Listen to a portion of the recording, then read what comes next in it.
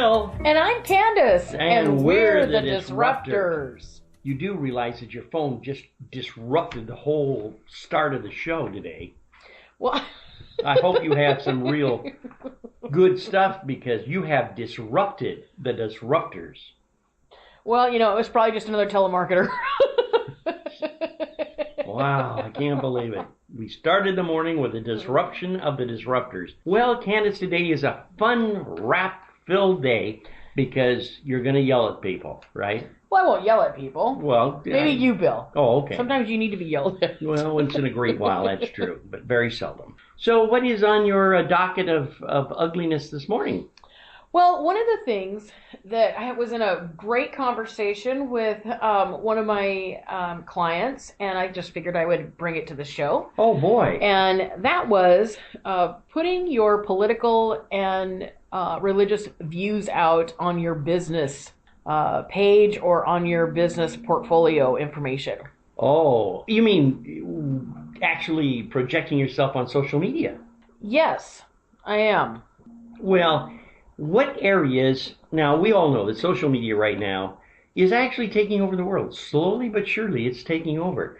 And with the world being so small now with communications that if you get on your social media platforms such as Facebook or some of the other platforms, there's so many of them, that once that word leaves your lips, it goes around and it never comes back. Well, let's take a look at something. First of all, we're talking about small business. We're not talking about large corporate America. We're talking about small entrepreneurs, right? Yeah, small businesses. All right. Solo entrepreneurs, individuals that it's the one-man show.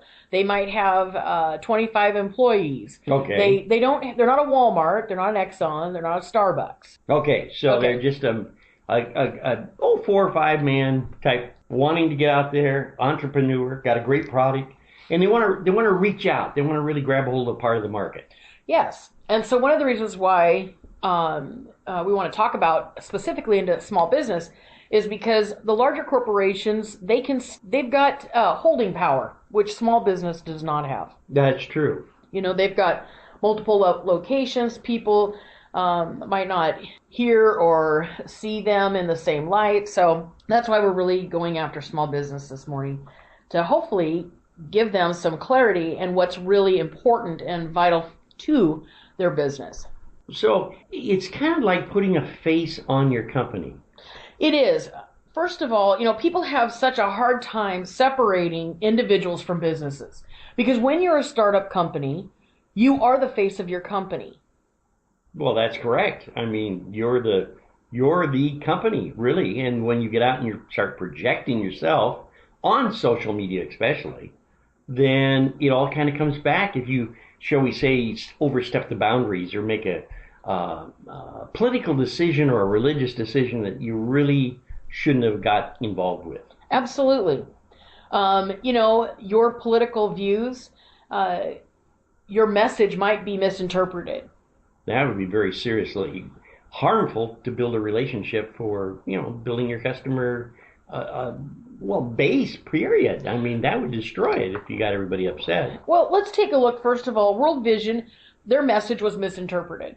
Okay. Oh. When they had wanted to go ahead and start hiring same-sex couples, and that went directly against what their values are. Now let's stop right there. Okay. There's a big difference between a company's values.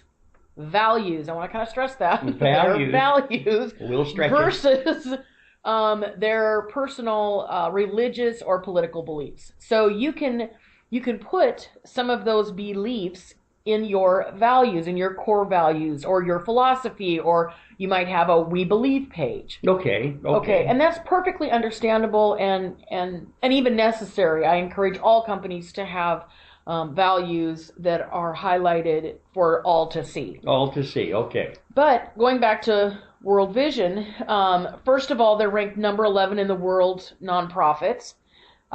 They have $195 million of government support. Wow. And out of that, it's $832 million in private donations. Okay? That's amazing, isn't it? They're local and they're global. They're local to our community because World Vision's, they have a headquarter office here up in Federal Way, Yeah, yeah. I think so. So 85% is charitable commitment. They have $1 billion in yearly income, Wow. and they're 99% donor dependent. So the actual money or cash flow revenue streams is coming from the general public. Yes. So what happened on March 24th, 2014? Yes, we're going back a little bit. World Vision revoked their policy on hiring same-sex married individuals. Okay. So on March 24, 2014, over 7,000 calls to the call center and 2,000 sponsors canceled their sponsorships. On March 25th, a total of 10,000 sponsors had canceled their sponsorships. Now, this is all over the factor that they had brought the policy of same partner relationships Yes. into the company. Okay. Okay. By March 26th, they recanted the decision and the calls stopped. But that's not the real story. Okay. Because the real story is shown in dollars. Okay. Now, mind you, they are established. Right. They've been around for years and they do a lot of good. But their cause is a local one. Correct. So on March 27th, okay, they lost 15,000 in sponsorships lost. The projection total altogether, okay, was going to be $6 billion, almost $7 billion. I mean, I'd be speechless too. We're looking at multi-revenue stream that is just dried up considerably because of a statement that went out over social media. Yes, and a policy decision, and that they wanted. Now, see, their message was misinterpreted. They actually were trying to bring unity, right? And it counteracted exactly what their prime directive was. Wouldn't it have been better for them not to even come out with that? I mean, come up with a policy within the company, but not put it on social media or not let it leak out? Yes. Here's something else. You know, the internet footprint is basically forever. Right. It never goes away. You can't retract the statements. You can't bring them back. No. So once, think twice about what you're saying. And again, we're not speaking of a personal page. Your personal page, you can do whatever you want to. But when you are a local business owner, and you have your people, and let's say your tribe, your client, your customers are primarily, let's say, consumer or a conservative base. Okay. You're not going to want to put out, let's say you're not conservative, you're a liberal. I don't care what political angle you are, but you can alienate your customers by putting out your own political or religious views. It's always interesting. I get onto the subject of titles, okay? And now with social media, the titles of conservative and the title of religious and liberal, immediately it's like taking a match and throwing it into an open can of fire. Because if a company comes out and says we have a liberal view or we are a strong conservative organization or corporation, all of a sudden, out of nowhere, on social media, the grinding starts. Yes. The ugliness starts. Well, you're going to run up against any type of individuals that oppose even your business philosophies, even the good ones that just make common sense. So surely there's going to be some form of a response. But here's something else. It can affect your hiring process in vetting and bringing on really good employees.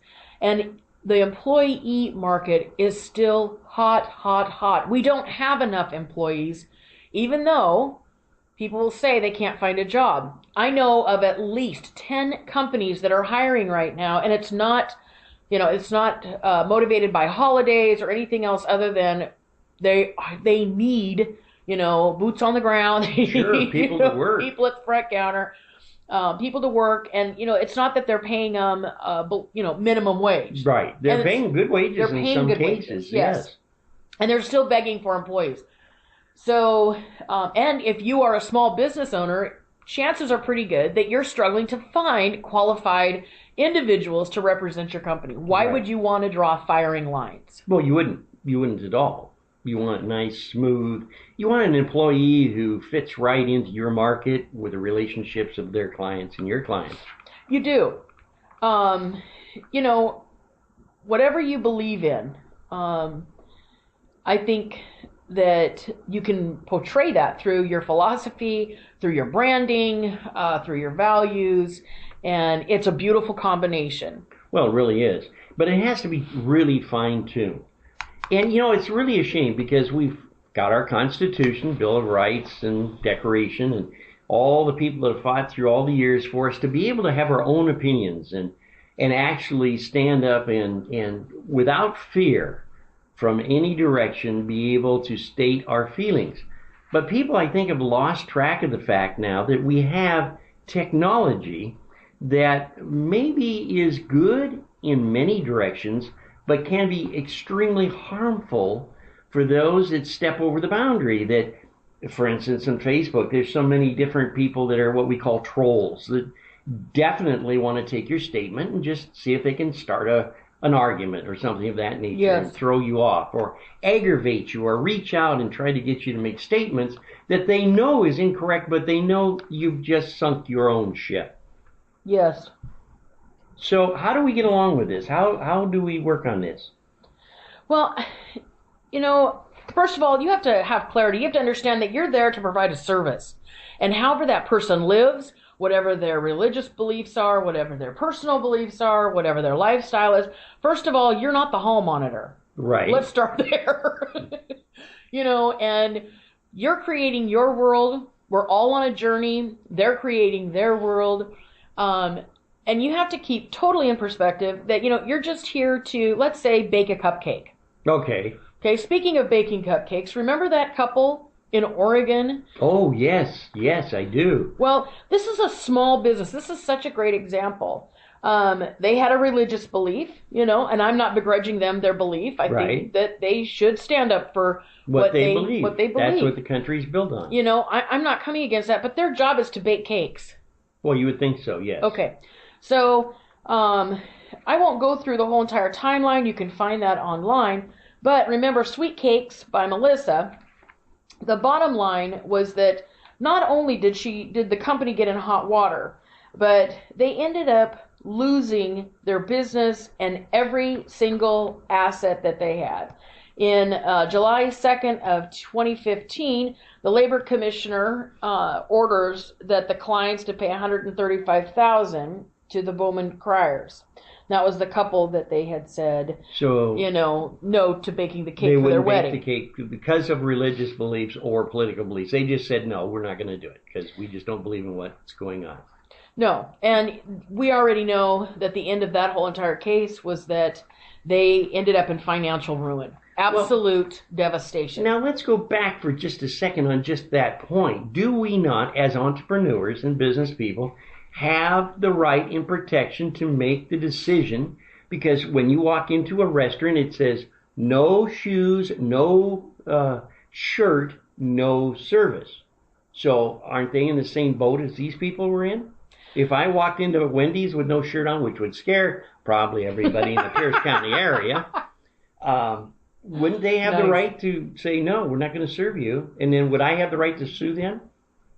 Well, you know what, Bill, you bring up a great point, although that is not a political or a religious viewpoint. Depends on if you see me without a shirt.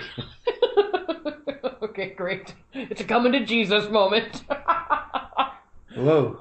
So what we're really getting at here, and that is that as a business, you are here to provide a service or a product to the best of your ability.